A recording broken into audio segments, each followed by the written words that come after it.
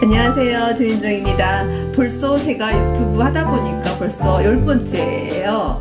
오늘은 제 이야기를, 유튜브를 하게 된 제 이야기를 해볼게요.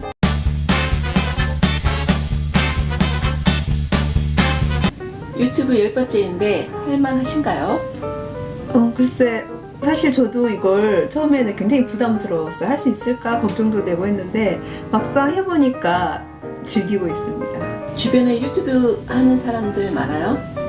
아직 제 주변에 유튜브를 시작한 사람은 없어요. 근데 저희 아이들이 굉장히 유튜브를 많이 봐요. 그래서 처음엔 이게 뭐지? 특별한 사람들만 하는 건가? 이렇게 봤는데 아니더라고요. 일반인들이 많이 하고 정보성 유튜브도 많고 그냥 흥미 위주의 유튜브도 많고 한데 앞으로 유튜브 세상이 되겠구나. 제가 그거는 좀 감지를 했어요. 그래서 글쎄요. 제가 유튜브를 한다고 하니까 주변에서 많이 관심을 가져 하더라고요.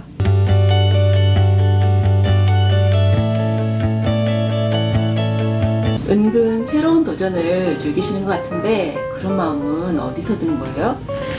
어릴 때도 그런 거예요? 글쎄, 제가 조금 호기심이 좀 있어요. 그래서 뭔가 한번 해볼까 이렇게 관심을 가지면 100% 완벽하게 준비를 해서 하는 성향은 저는 아니에요. 마음먹기가 100%고 그 나머지 디테일한 부분은 한 30%?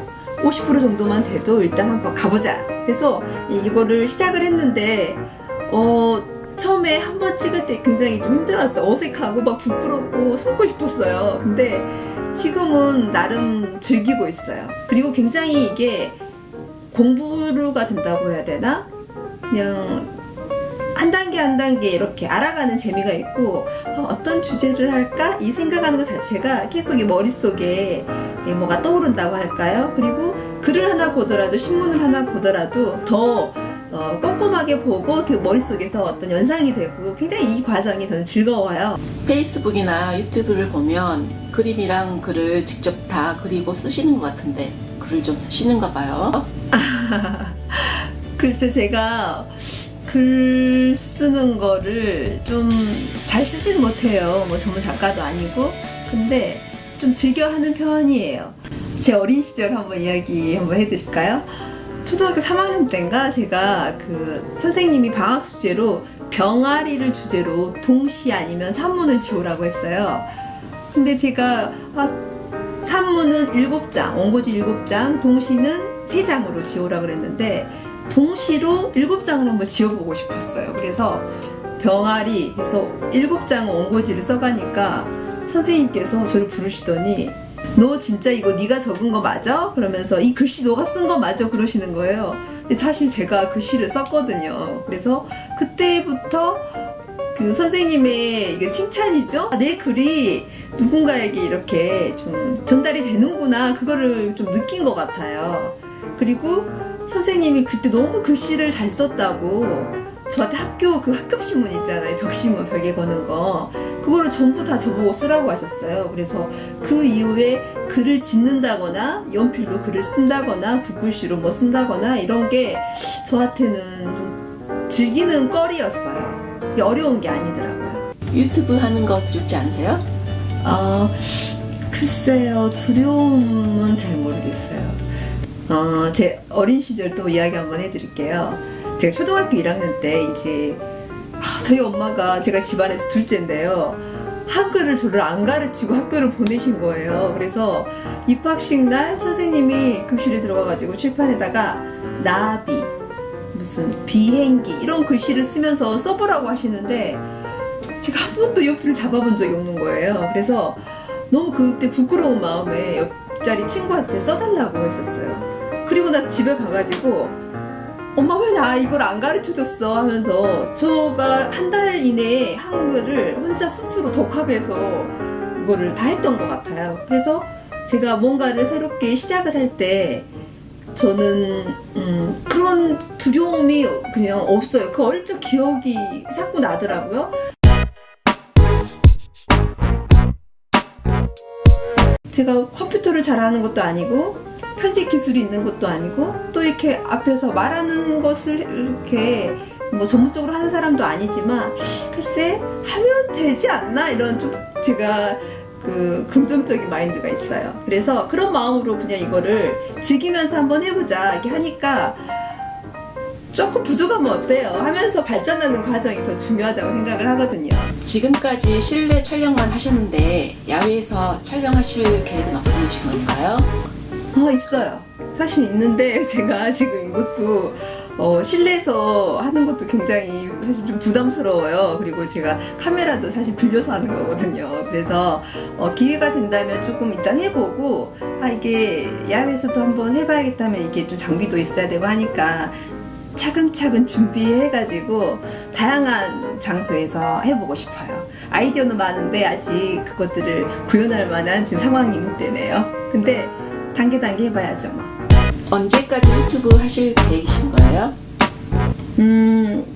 글쎄요. 이게 유튜브가 일주일에 한 개 올리느냐, 한 달에 한 개냐, 일주일에 서너 개냐, 그걸 제가 그거를 일정을 조절할 수 있겠더라고요. 그래서 특별히 어떤 사건이 일어나지 않는 한 몸이 아프거나 뭐 일이 너무 바빠진다거나 그게 아니면 꾸준히 할 수 있을 것 같아요. 그리고 저는 처음이라 이제 편집도 제가 직접 하고 그림도 그리고 여기 이제 전반을 다 제 머릿속에서 아이디어를 내가지고 하는데 그 일반 분들 같은 경우는 그냥 녹화 바로 해가지고 올릴 수도 있거든요. 그래서 이거는 부담을 안 가지면 쭉 갈 수 있을 것 같아요. 누구든지. 가족들도 유튜브 하는 거 아나요? 사실은 너무 부끄러운 거예요. 그래서 가족들은 아직 이야기를 안 했어요. 어느 정도 이게 콘텐츠가 이게 늘어나면 나중에 언젠가는 알게 되겠죠. 근데 사실은 저희 친정엄마는 그 일상이 심심하시잖아요. 그래서 제가 이거를 핸드폰으로 공유를 해드렸더니 깜짝 놀라시는 거예요. 그래서 저희 엄마가 넌 별걸 다 한다 그러면서 다음 건 언제 나오냐 이렇게 보내달라고 말씀을 하시더라고요. 그래서 엄마에게 효도한다는 마음으로도 재밌게 찍어보려고 해요. 유튜브 하는 최종 목표는 어떤 건가요? 글쎄요. 제가 지금 관심 있는 분야가 가족 문제, 사회 문제, 세대 문제, 세대 간의 갈등, 그리고 시대적인 이슈들, 그리고 제가 이제 아이를 키우고 있기 때문에 저희 아이들이 살아갈 다음 세대에 우리들이 성인으로서 먼저 산 세대로서 어떤 문화를 전달해야 될까 이제 이런 거에 대한 사실 고민들이 있어요. 그래서 그런 이야기들을 제가 제 수준에서 제 생각들을 한번 편하게 풀어보고 싶어요. 유튜브를 아직 하지 않는 분들에게 해주고 싶은 말이 있다면 한마디 해주세요. 있어요. 제가 사실 유튜브를 처음 알게 된 거는 저희 10대 아이들을 통해서 걔들이 워낙 자주 보니까 이게 뭐야, 보겸 TV가 뭐야, 윽박이 뭐야 이렇게 같이 보면서 끼득끼득 웃었거든요. 근데 곰곰이 이렇게 보니까 저도 사실은 정보 검색을 할 때 처음에는 포털 사이트에서 검색을 했었어요. 근데 어느 순간 유튜브에서 검색을 하게 되더라고요. 이게 동영상으로 나오다 보니까 굉장히 이게 전달 받는 게 빨라요. 제가 유튜브 편집하는 거를 저는 책 한 권을 안 사고 사실 유튜브 동영상 보면서 공부를 했거든요. 그래서 하면서 이 유튜브라는 게 10대, 20대의 전유물이 아니구나. 정말로 이게 해야 될 사람들은 30대, 40대, 50대, 60대, 70대 더 많은 정보력과 전문성, 노하우, 삶의 지혜를 가지고 있는 우리 세대, 중년 세대들이 아닐까 이제 이런 생각을 했어요. 그래서 할 수만 있다면 많은 분들께 한번 유튜브를 해보시라고 보내드리고 싶어요. 그림이랑 글을 직접 그리시고 쓰시는 것 같은데 어떻게 하시는 건지 한번 보여주세요.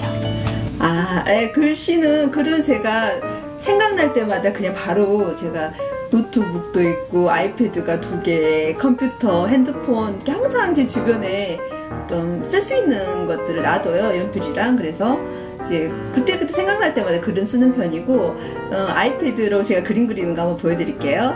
갤러리 보면 이렇게 제가 유튜브에 올리는 모든 이미지들을 제가 직접 그리고 쓰고 제 아이디어에서 이게 나오는 것들이거든요. 나름 재미있어요. 중년의 성장. 중년이지만 우리가 중년이니까 이 나뭇잎 색깔 여러 가지잖아요. 성장한다 이런 의미로 제가 이제 아마추어잖아요. 그래서 더 부담 없이 그냥 이것저것 생각나는 대로 할 수 있는 것 같아요. 허그의 마법을 한번 그걸 주제로 그려볼게요.